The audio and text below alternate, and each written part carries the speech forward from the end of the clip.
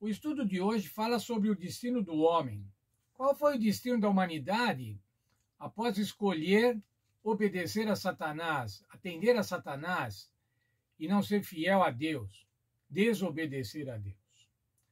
Nós vimos no verso de ontem, Gênesis 3:15, que o Senhor Deus apresentou um plano, apresentou a solução para a morte, a solução para o pecado, a remissão do pecado, o resgate do pecado. Mas isso, irmãos, não elimina as consequências do pecado. Adão e Eva haviam pecado. Adão e Eva haviam desobedecido a Deus. Eles iam morrer, como o Senhor disse, certamente morrereis. Mas eles não morreram imediatamente. Eles ainda tinham tempo de vida. Adão e Eva, irmãos, receberam a promessa da redenção, mas eles iam sofrer as consequências do pecado, as consequências inevitáveis do pecado. Muitas vezes, irmãos, nós pecamos, transgredimos a vontade de Deus, pedimos perdão e achamos que não somos perdoados porque tem as consequências, temos que arcar com as consequências. Perdão é uma coisa, irmãos, consequências do pecado, efeitos do pecado são outras coisas. E agora, quais eram os efeitos do pecado? Qual era a condição da humanidade após pecar?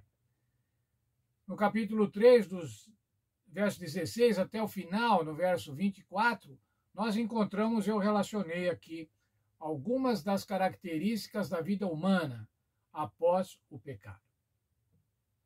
Primeiramente, irmãos, fala sobre o sofrimento na gravidez. Ora, irmãos, se a gente olhar em Gênesis 1:28, o Senhor tinha dado uma ordem: multiplicai-vos, enchei a terra. Isso significava, irmãos, que as mulheres deviam gerar filhos, deviam fazer com que nascessem crianças, e esse não devia ser um processo doloroso, mas devia ser um processo feliz. E o Senhor diz agora: vocês vão sofrer, você vai sofrer na gravidez. Mas ainda o seu desejo pelo marido. Você vai ter desejo pelo teu marido. Você vai gostar, você vai querer estar com o seu marido. Mas ainda essa frase também podia dizer assim: o teu desejo, ou melhor, aquilo que você quer fazer, é o seu marido quem vai dizer. Mas ainda diz assim: o marido te governará. Ele te governará. Não era esse o plano de Deus, irmãos. O plano de Deus inicial, antes do pecado, é que homens e mulheres fossem parceiros. Homens e mulheres fossem parceiros e cuidassem igualmente um do outro.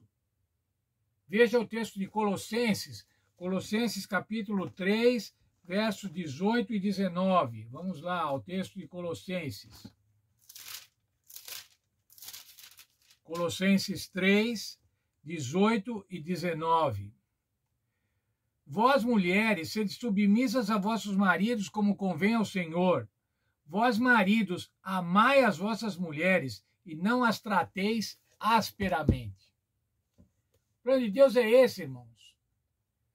Que homens e mulheres se tratem bem, que casais se tratem bem.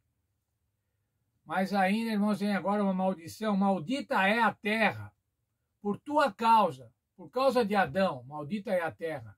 Adão havia sido constituído de elementos da terra, e agora por causa do pecado de Adão, maldita era a terra. Você vai ter fadiga para obter alimento. Não era mais como era antes. Qualquer árvore você pode comer, agora você vai ter que plantar para comer, e isso vai ser difícil.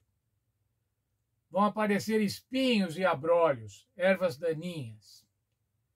Mas ainda, o trabalho será árduo e perpétuo, por todos os dias da tua vida. E aí, irmãos, quando fala assim, por todos os dias da tua vida, está dizendo assim, os dias da vida vão ter fim.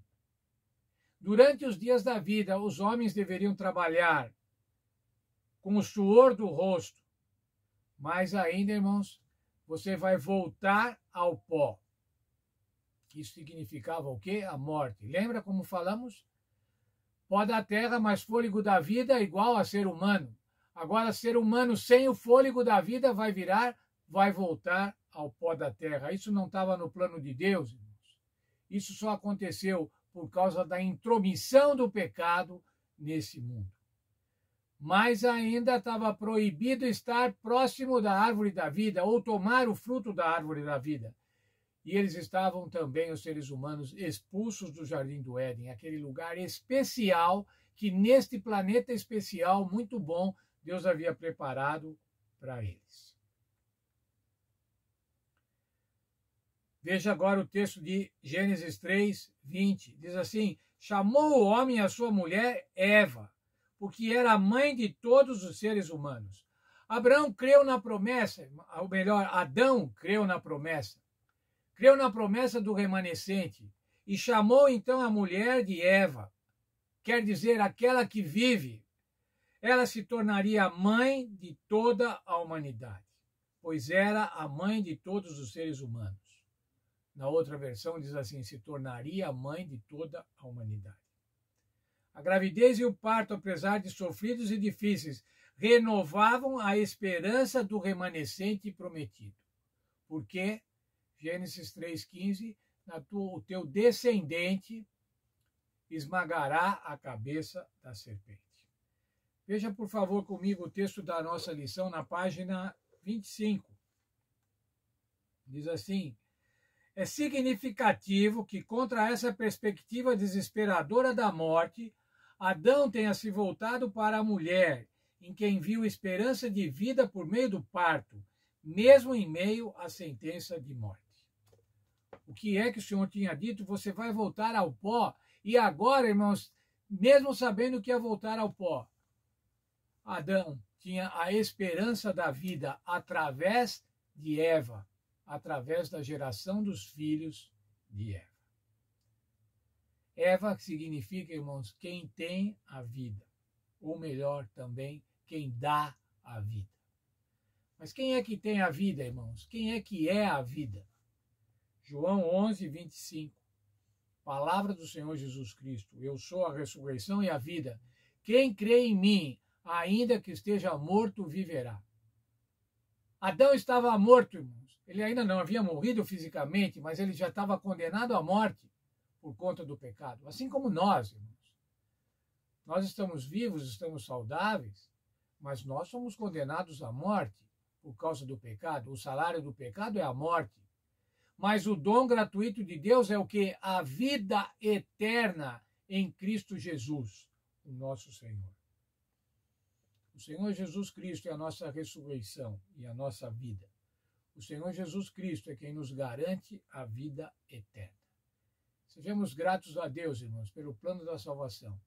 Pelo plano da salvação que fez Jesus Cristo vir a esse mundo, morrer para nos salvar, morrer para pagar os nossos pecados, aqueles que nós nunca poderíamos pagar. Mas o Senhor veio aqui e pagou os nossos pecados para a nossa total remissão. Deus abençoe a todos nós com essa esperança tão maravilhosa.